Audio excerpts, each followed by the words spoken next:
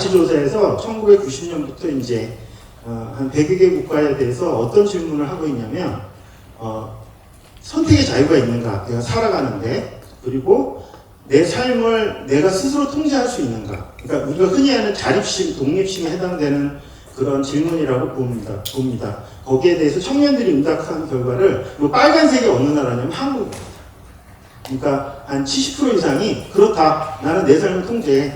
나는 삶의 선택의 자유를 갖고 있어라고 응답하는 긍정응답 비율이 굉장히 높아졌는데 최근으로 오면 낮아졌습니다. 거의 반 미만 이렇게 낮아지는 추세를 보여주고 있습니다. 이거는 일부 뭐 여러 가지 이유가 있겠습니다만 제가 볼 때는 다자녀에서 소자녀로 가니까 소자녀의 경우에는 지금 우리나라 뭐 캥거루족 문제 얘기도 좀 있고 좀 과보 문제가 좀 있는 것 같습니다. 그래서 대학의 학점을 학생이 아니라 학부모가 전화해서 물어본다 이런 얘기도 있더라고요. 그러니까 이런 물론 이제 하나에 너무나 소중하죠 내 자녀가. 그런데 그것이 결국 그 자녀가 독립하고 자립하는 데 있어서는 방해가 될 수도 있는 부분이 있거든요. 삶에서 가정이 중요하다는 질문에 대해서 응답한 결과거든요. 한국이 제일 마지막에 있다고 보시면 되는데 한국의 결과는 그 유럽 국가들보다는 조금 높습니다. 조금 높은 수준인데 큰 차이는 뭐냐면 세대 차이가 굉장히 큽니다. 한국의 경우에는 청년들은 그러니까 유럽식인 거죠. 가정을 중시하는 것보다 개인을 더 중시하는 게 훨씬 강한 그 차이가 가장 크게 나타나는 게 한국이었다는 것이죠. 이게 우리가 기업 안에서 보면 이제 나이 드신 상사와 신입의 친구의 그 가치관 차이도 나타나는 어떤 그런 부분 중에 하나로도 우리가 유추해 볼 수 있는 결과가 아닌가 생각합니다. 요거는 예상대로 나왔다라고 저는 보는데 예상대로 안 나온 게 요겁니다. 이게 뭐냐면 자녀를 갖는 건 의무야라는 질문에 대해서 답변한 결과거든요. 한국보다 유럽의 결과, 하다못해 일본하고 비교해봐도 우리나라는 어떻게 응답하냐면 청년들이 아이를 갖는 건 의무야라고 답변하고 있다는 것이죠. 우리나라 청년들은 가정은 중요한 거는 좀 많이 차이가 나지만 자녀를 갖는 건 의무야라는 생각 또 한편에서 갖고 있다는 것이죠. 직무중심 인사관리라고 요즘 표현을 많이 하고 강조를 많이 하는데 이미 굳어진 것 같습니다. 물론 직무중심 인사관리라는 표현이 굉장히 중요하긴 하지만 우리나라의 노동법제, 노동시장 이런 상황을 고려했을 때 어떻게 보면은 개별 기업 내에서의 이런 직무중심, 역할중심 인사관리가 강조가 되는 방향으로 정립이 되고 있다고 저는 생각이 들고요. 그래서 이 노란 부분이 롤레벨이라고 표현을 했는데 조직 내에서의 일의 이런 경중, 역할 책임법, 성과, 기대 수준 대비 얼마나 달성을 했는지가 중시가 되는 게 지금 현재 우리나라의 이런 기업 규모와는 무관하게 중소기업은 조금 다른 관점일 수 있겠지만 그런 상황인 거라고 생각이 듭니다. 기업 존속하고 고용이 안정이 되어야 구성원의 행복의 기본 전제 조건이라고 저는 생각을 합니다. ESG를 지속가능 경영으로 좀 용어를 치환을 할게요. 지속가능한 성과 지향을 위해서는 사용자, 존속 성장이 제일 중요한 거죠. 그리고 노동자 같은 경우는 고용 안정하고 경력 개발에 좀 집중을 해야 될 것 같아요.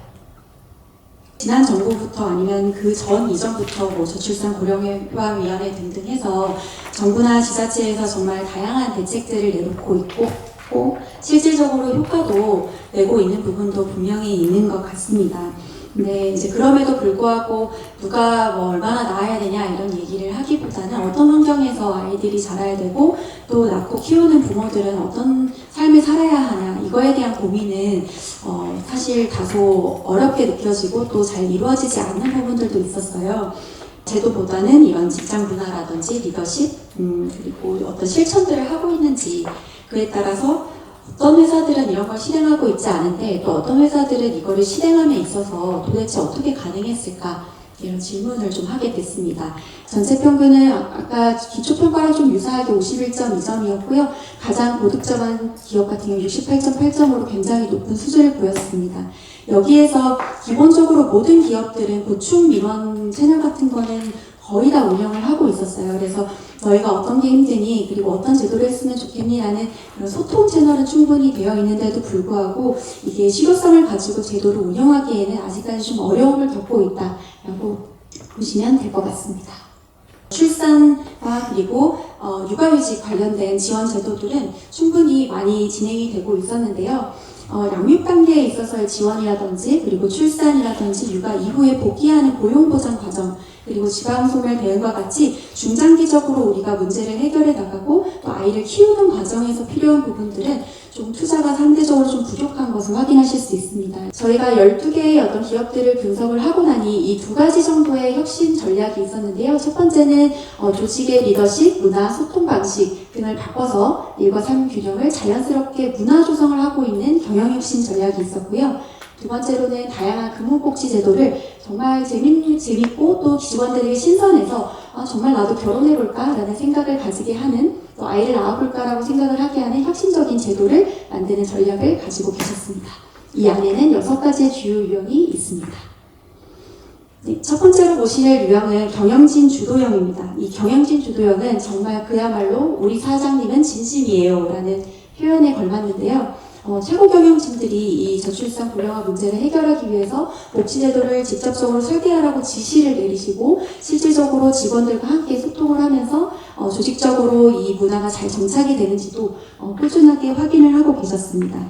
두 번째는 조직 변화형입니다. 눈치 보지 않고 퇴근할 수 있는 직장을 만드는 데 선도를 하고 있는 기업입니다.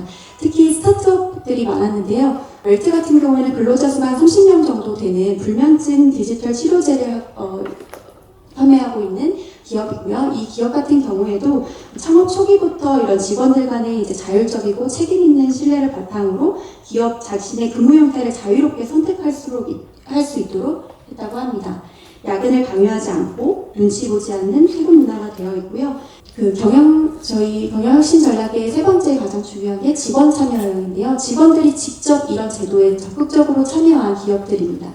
HLB 같은 경우에는 주디오 보드가 어느 회사든 다 있기는 한데 신기하게도 여기는 이제 2달에 한 번씩이었나요? 실제로 그 회장님과 직접 이 주니어 보드가 만나서 어떤 일과 삶에 대한 균형 그리고 어떤 기업 내에서 있는 문제들을 직접적으로 제안을 할 수 있는 시간을 가진다고 합니다. KTNG 같은 경우 여러분 잘 알고 계시는 공공기관이다 민영화가 됐던 곳이다 보니 아무래도 굉장히 많은 제도들이 도입이 됐었는데요. 영보드라는 것을 2010년부터 만들어서 꾸준하게 2030 세대들이 어떤 기업의 자신들이 삶과 이 직장을 함께 병행할 수 있는 부분에 대해서 제안을 꾸준하게 하고 있고 여기에서 이제 제안된 여러 가지 제도들 중에는 최대 2년간의 유급 육아휴직 그리고 난임, 산후조리원 지원 그리고 자녀 보육수당 등 이런 것들이 직원들이 제안을 해서 적극적으로 도입이 됐다고 합니다.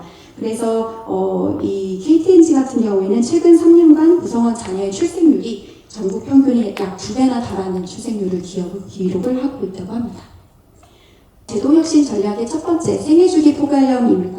이 생애주기 포괄형은 인생의 모든 순간에 함께 이 기업이 함께하겠다라는 거고요. 가장 중요한 거는 임신 준비부터 실제로 출산할 때까지가 아니라 이후의 자녀 교육이라든지 혹은 가족 돌봄 그리고 심지어는 이제 금호서 교육 같은 경우에는 입양에 이르기까지 여러 가족의 어떤 형태와 상관없는 제도들을 확대해서 복지제도를 만들게 되었습니다. 두 번째는 경력단절 극복형입니다. 경력단절 없는 모두의 성장입니다. 아무래도 이 부분이 가장 중요하게 생각이 되는데요. 포스코 같은 경우에는 굉장히 큰 대기업이기 때문에 너무나 잘 아실 텐데 18,000여 명 정도 있는 직원들 안에서 육아기 재택 근무라든지 이런 부분들이 굉장히 잘 운영이 되고 있고 또 재택 근무뿐만 아니라 육아식을 연계해서 4년간 육아에 몰입할 수 있도록 하는 제도들을 만들었습니다.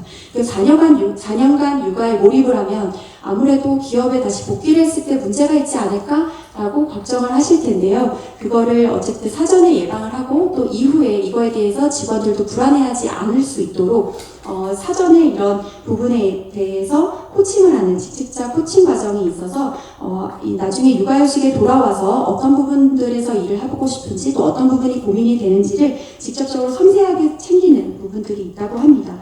마지막 제도인데요. 근무 유연한형이고 사실은 제가 이 유형을 가장 앞에다 두고 싶었었는데 HLB에서 좀 재미있는 부분은 매월 셋째 주 금요일에 이제 유급 4주 4일제를 운영을 하고 계시는 부분입니다. 그래서 일은 어떻게 줄였냐 했더니 그 페이퍼로 보고하는 거를 없앴다고 하십니다. 그래서 상사에게 보고하는 체계를 가장 효율화를 만들면서 실질적으로 내가 근무를 해야 하는 시간에 집중을 할 수 있는 것들을 만들어내고, 직방은 정말 특이하게도 메타버스를 기반으로 하는 전사 원격 근무를 수행을 하고 있습니다. 그래서 소마라는 비주얼 오피스를 사용을 해서 실제로 그 회사에 건물이 없다고 합니다. 소마 같은 경우에는 이제 지방에 거주하시는 분들도 서울에 있는 이 직방에 근무를 할 수 있는 이런 형태가 됐고요. 그동안의 우리 인구정책이나 저출산 고령화에 대한 이제 토론회, 세미나 이런 자리들이 있을 때면 그 정부가 해야 되는 이런 정책들 중심으로 지원 정책이 위주였죠. 그리고 사회적으로 갖춰야 될 어떤 제도나 퍼실리티 이런 것들에 관한 논의들이 이제 많았습니다. 그런데 사실 그 저출산이나 인구 문제라는 거가 굉장히 다차원적인 그 요인을 가지고 있는 문제여서 그 개인의 행복감이라든지 그다음에 우리가 일상적으로 몸담고 있는 조직 혹은 기업 이런 속에서 어떻게 생활하느냐가 굉장히 또 중요한 영향을 미칩니다. 한미글로벌은 창립 때부터 이제 구성원이 행복한 회사를 만들겠다라는 경영 철학 하에 운영을 하고 있습니다. 구성원이 행복하려면 어떻게 해야 될까? 저희는 두 가지로 생각을 했는데요. 회사에서 당연히 행복해야 되겠죠. 그리고 두 번째로는 집에서도 행복해야 됩니다. 왜냐하면 회사에서 불행한 사람들은 집에 가서도 그 불행이 옮겨져서 가정까지도 불행하게 되고, 혹은 가정에 불화가 있으면 그 마음이 회사까지 와서 이래도 영향을 끼친다라는 저희는 그렇게 믿고 있기 때문에 회사뿐만이 아니라 구성원들의 가족까지도 책임져야 된다라는 그런 철학을 가지고서 좀 어찌 보면 좀 과감한 도전일 수도 있는데 그런 도전을 계속해 나가고 있습니다. 여러 가지 어떤 인생의 그 변곡점에 겪는 여러 가지 어려움들이 있고, 그 시기에 이 회사에 다닐 것을 고민하고 그 회사를 떠날 것을 고민합니다. 그래서 그런 분들을 이제 모시기 위한 여러 가지 장치들을 만들려고 하다 보니 웰트의 복지 프로그램이 된 것 같아요.